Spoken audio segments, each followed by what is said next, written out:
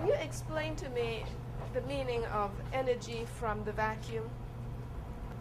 See, I don't want to make it implied that I am endorsing this particular concept. But that will not be Yeah. if you say Yeah, but I don't want it to be implied that I do that. Yeah. Okay. And we just want to talk about phenomenology and experimentation. Yeah. Okay. Yeah. No, we're not looking for your endorsement. Yeah, yeah. We're just exploring. Okay. Fine. Okay. I've been in the field of material science for 30 years. I was educated first at California Institute of Technology, where I first got introduced into the subject of material science. However, actually at that time, my major was more in electrical engineering. But through research, I got very much interested in material science because it is so rich in science at the same time as practical, and I like that combination. So after graduation from California Institute of Technology, I moved on to Massachusetts Institute of Technology, or MIT, for my graduate work. And there, my focus was on material science. And in MIT, I got involved with carbon research for the first time. And that has been the focus of my research for the last 30 years. Carbon, referring to graphite, carbon fibers, carbon fiber composites, activated carbon,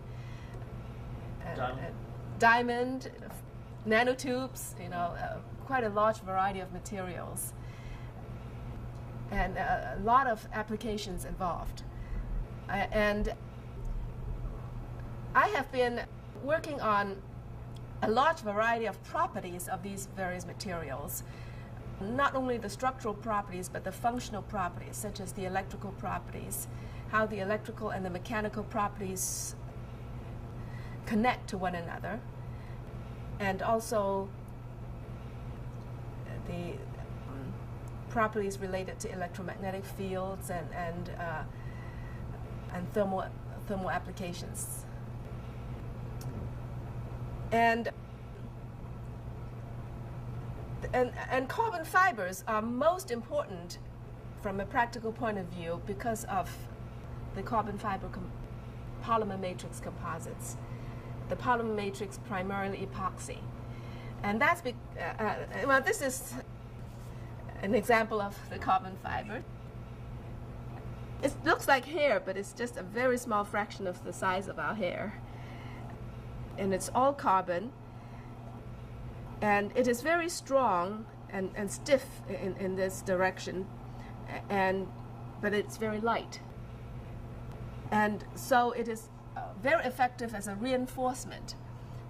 So one can embed these continuous fibers in a certain matrix, such as a polymer matrix, and after curing or letting the polymer solidify, one obtain a stiff composite like this. And this is what's widely used for aircraft structures because of their combination of lightweight, high strength, and high stiffness. And compared to steel, for instance, it is much, much lighter. And so for fuel saving in particular, this is very much used for aircraft, and nowadays they are getting to be used more and more for automobiles as well. And also for tennis rackets and fishing rods. And so the structural side has been the prime application. However, because of my background in electrical side, I have been looking at the electrical behavior of this material, something which is kind of not ordinary, because for structural material, people don't usually look at the electrical side. And by looking at the electrical side, I have been able to observe some very interesting phenomena. And in the electrical side, the behavior depends on the direction, because as you can see, the fibers are oriented. Okay, it's directional. So if you make a composite, then if, let's say, the fibers are lined up in this way, then the properties of this composite would be very different in the different directions. Not only are they different between this direction and that direction, they are also very different in the vertical direction, because a laminate is really a stack of the fiber layers. Each fiber layer consists of thousands of fibers thick along the thickness of that fiber layer. And each fiber layer is called a ply or lamina. And you have all these plies stacked up, and then you consolidate them together under heat and pressure usually. Then one obtain a composite. And this is the vertical direction, what we call through thickness direction.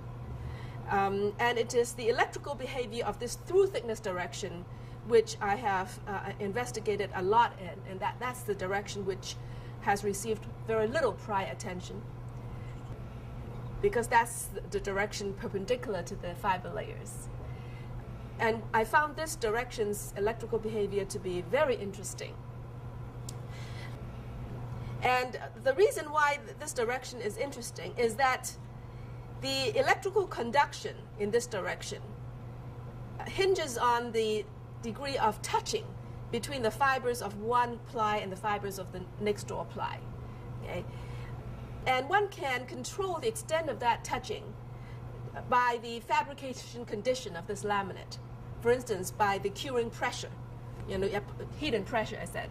Okay? So that pressure, so-called curing pressure, which is the pressure applied during the curing or the making of the composite, can greatly affect the extent of fiber-fiber contact between the fibers of one ply and the fibers of the next door ply. And because of that, the electrical conductivity in the through thickness direction can be much affected by the way this laminate is made. Okay.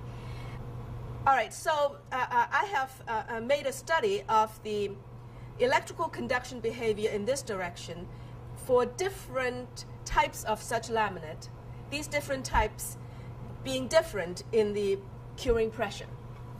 Okay? And so these different types are different in the extent of fiber-fiber contact across the layers. And I found different behavior, systematic differences. That is how the conduction behavior correlates with the curing pressure. There is a very consistent correlation.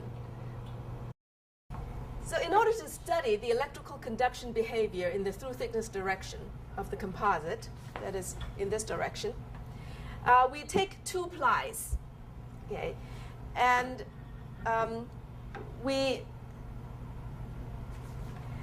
made the plies so that we lay one on top of the other. So this is the top lamina or top ply. This is the bottom lamina or bottom lamina or bottom ply, 90 degrees, one over the other. Okay, and this is the junction, and we consolidate this junction. That is, make a composite out, a two-ply composite out of this junction, by applying heat and pressure. The pressure being the pressure in this direction perpendicular to the sheet of paper. And now the reason why we want to make it in this configuration is that these fiber groups sticking out act as electrical leads. So in this way we are able to get current passing through this junction and measure the voltage across that junction. You just simply using these as electrical leads. Okay, and there are 4 electrical leads, which turn out to be very useful because we can use 2 of the leads, A and C in this case, for passing current, and use the other 2 leads, namely B and D, for measuring voltage. Okay. The current thus goes along this top layer, along this leg, and then it goes down in the direction perpendicular to the sheet of paper from the top layer to the bottom layer. And then it goes on along this leg of the bottom layer. Okay, so that's the current path. Now the carbon fibers are much, much more conductive than the polymer. In fact, the polymer can be considered to be electrically insulating. Okay, so for this current path, the major resistance is the resistance across the junction. Okay, and then the voltage is measured across B and D, and an ideal voltmeter has no current going through it, and so we can just assume no current going through these two legs, and because of there being no current, then the potential at B is essentially the same as the potential at the top of the junction, and the potential at D is essentially the same as the potential at the bottom of the junction. Okay, so in this way, the voltage difference between B and D gives the voltage across the junction, and the voltage divided by the current gives the resistance. Okay, and and this resistance reflects the contact resistance, which is the resistance across this interface. And this contact resistance multiplied by this junction's area, what's called the contact area, gives the contact resistivity, which is a geometry-independent parameter that describes the nature of this interface. I have a quick question. Mm-hmm. The common interface area, and I may have missed it. Is there pressure applied to this, or is there glue, epoxy? I mean, or is it just laid on each? Yeah, just laid on. Now, the epoxy is already surrounding the fibers. Okay. That is, right. Each lamina already has the resin, right. Tacky resin. Right. So you lay these two tacky strips one on top of the other, and then through hot pressing, okay. They would. The epoxy would cure, and then it would stick together.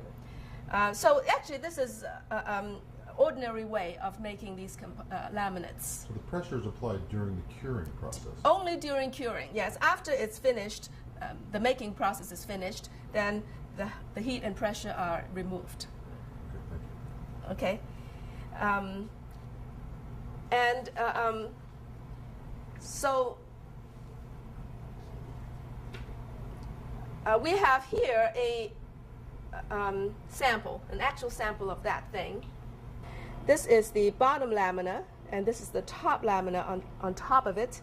And this is where they touch, and this is the junction. And we are interested in the contact resistance of this junction. That is the resistance in the direction perpendicular to this piece of paper. And we pass current from here to here, so that the current goes here and then down the junction from the top to the bottom layer, and then along this leg of the bottom layer.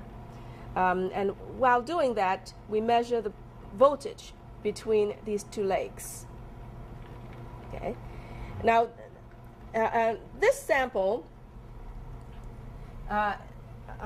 exhibits the conventional behavior, namely, as you increase apply a positive current, and as you increase the current, the voltage is positive and becomes higher and higher. Okay, and this is the ordinary effect. In fact, the current and voltage are linearly related to one another, and it's positive slope. The current voltage relationship is positive in slope, and this is the classical positive resistance situation, and this applies for the case of the curing pressure being rather small, so that the extent of touching across the layers is not very high. When you talk of the curing pressure being comparatively small, what orders of what range are you talking about here? Yes, the curing pressure. This is from my paper. Yeah. So this is curing pressure in megapascal. And 0.13 megapascal is considered a low curing pressure. 1.4 megapascal is considered a high curing pressure. So even high is actually not a very high pressure. 1 megapascal is the same as 145 psi. So it's not very high pressure, but just on a relative scale. And so using a relatively low curing pressure, one attains the conventional behavior, positive resistance. And we're going to demonstrate that experiment right here. Okay, and Dr. Wang, who is the first author of that paper, is with me, and he's going to help me with this demonstration. It's all automated, so it's going to come out. Now he's going to crank up the current, and the voltage, is all automatically current voltage automatically collected and it's going to be displayed. So let's put the display up on the computer. No, just wait. Now he's cranking up. So the top curve is the current, the bottom curve is the voltage, and he's cranking up the two. It's just manual cranking, so it's not very smooth. Nevertheless, one can plot the current versus voltage, and you see it's linear, positive slope. Which is a completely standard. Yes. Yeah. Generic current voltage relationship. Yes. All right. And this is with material that has been cured at what pressure? The relatively low pressure, which is around this 0.13 megapascal area. Okay, so this is generic carbon composite cured material. Well, all these are generic, just that I vary the curing pressure. Exactly. Yeah. All right. So now we proceed to the another such sample, but made with relatively high curing pressure. We're changing samples now. Now, yes, we are changing sample.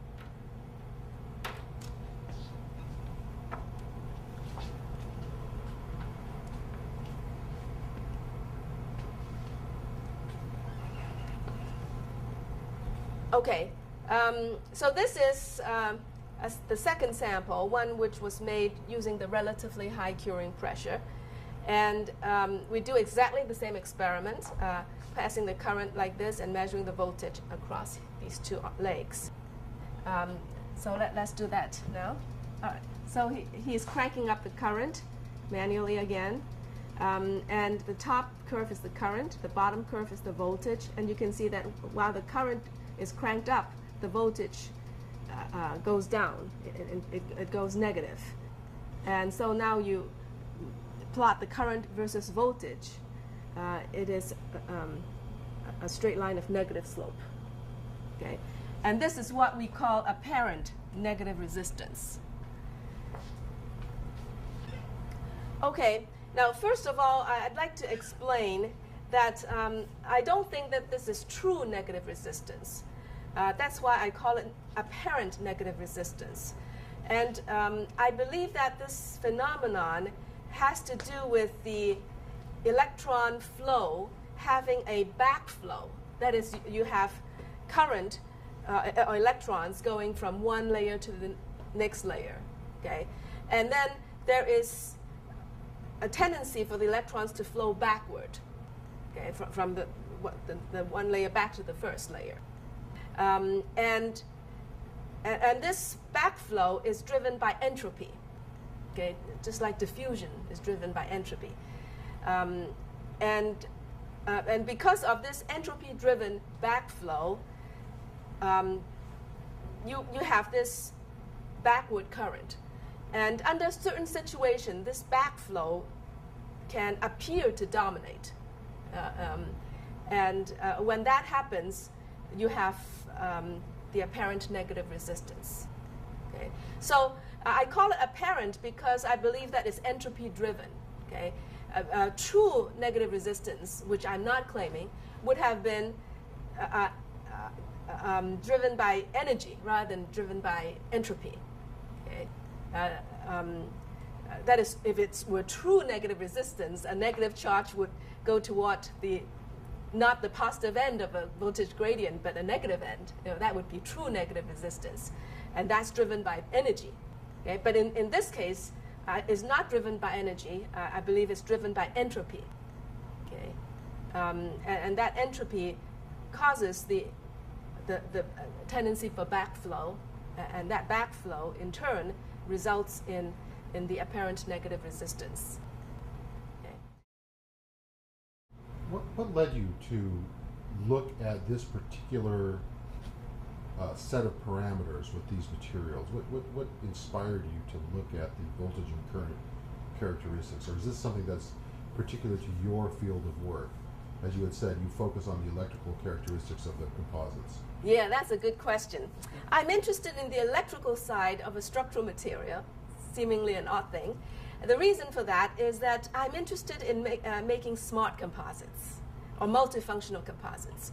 I want to use the electrical behavior as an output or indicator so that the structural material becomes a sensor. Okay? So it could be a sensor of damage, sensor of deformation, sensor of temperature, whatnot. Making use of the structural material itself as the sensor is attractive compared to the embedding of a sensor into a structure. Because if you embed, it's like having a hole in the structure, and the mechanical properties of the structure would diminish. And also, it's hard to repair, once it's embedded. And the cost is high for a device compared to the structural material itself. And also, if you embed, this sensing ability is only here and there, not everywhere. Okay? So that's my motivation, the development of multifunctional structural materials. Okay. There could be some applications in the area of, again, multifunctional composite materials, making use of this phenomenon to engineer certain electromagnetic or magnetic properties that are particular to these structural composites. But from a scientific point of view, I think that the most interesting aspect is that one can tailor a material to give very different such conductive behavior. Okay? In fact, I can tailor it to make it more positive, or that is, there's different gradations of positive resistance and apparent negative resistance. We can tailor it to different degrees through the curing pressure, for instance. And this tailoring of a material to give whatever electrical conduction behavior that's desired is, I think, the most intriguing part of it scientifically.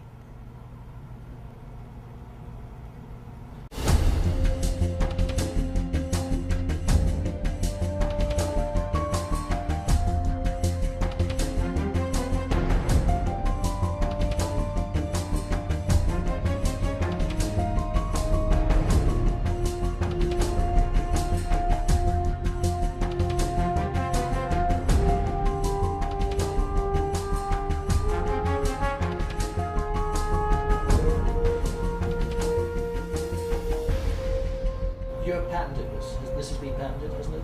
No, this has not been It's not been patented. patented. Okay. Might I ask why? Normally one expects everything to be patented. So. Yeah, well, the patenting procedure is something that relates to the university filing patents. It's not just me. Yeah. Okay, and patenting was not pursued. All right. Mhm. And this is the you presented these results originally in I think 1998, was it, at a symposium in Las Vegas? Yes. Yeah. And this is the process that you were talking about at that point in time. Yes, yes. Yeah. And I guess you're saying essentially this is in the public domain now? Yes. So, okay. So there's no question that I mean, if one wanted to pursue this, say with additional research, you wouldn't have to get the university's permission to use it, or I mean, it's not protected by patent or anything. Right, so right. Anybody can use it for Yeah, anything. that's right. Okay. Yeah. I'm just trying to recall. There was the university at one point in time I think was going to license it, weren't they? Or I'm on the wrong track here. Well, the university at one point was considering getting patent protection, Okay. but it was eventually dropped. Okay. Yeah. Do you have any, is there any extended further, is this an isolated phenomenological discovery, or is there something you have ideas about extending this into other applications, other areas of investigation, now that you know that pressure variances affect the apparent negative resistance? Do you have any ideas about taking that another step into other areas or other uses or methods of applying this situation? One can extend this experimentation to composites with matrices other than polymers. And I've done some work with cement as the matrix. And a similar behavior exists there. By the way, when you say cement, you mean glue, as we would commonly. No. Cement like concrete. Oh, really? Real oh, I Yes, see. Okay. yes. Oh, very interesting. Oh, Uh-huh. ah. I think one simplest application is just to use this as an electrical device. I mean, an electrical device that exhibits this particular current voltage characteristic. It is what it is. Yes, it is what it is, and just use it as an electrical device. We can tailor it, and so you have a series of electrical devices. Have you had inquiries in that regard? People interested in replicating it for application as an electrical device? Have people inquired to you about that at all? Not a whole lot. Yeah. Okay. Thank you very much. Okay. Very well done. Good. Yeah, that's Thank correct. you. That was, Okay. And you look good too. yeah. And you look nice. Oh, thank Yeah, you. you're great. Thank you. Are you familiar with Chung's work? Yes, the negative resistor that she built is absolutely for real. Now, as far as I can see, somebody's put a clamp on that. Because they filed the patent, and everything like that went fine. But all of a sudden, you notice a great silence, which means somebody is using it for some kind of classified project. That's what it means. In my view, having been there in aerospace and know how they work, the work was being funded, as I understand, probably by agencies that would, in fact, do that.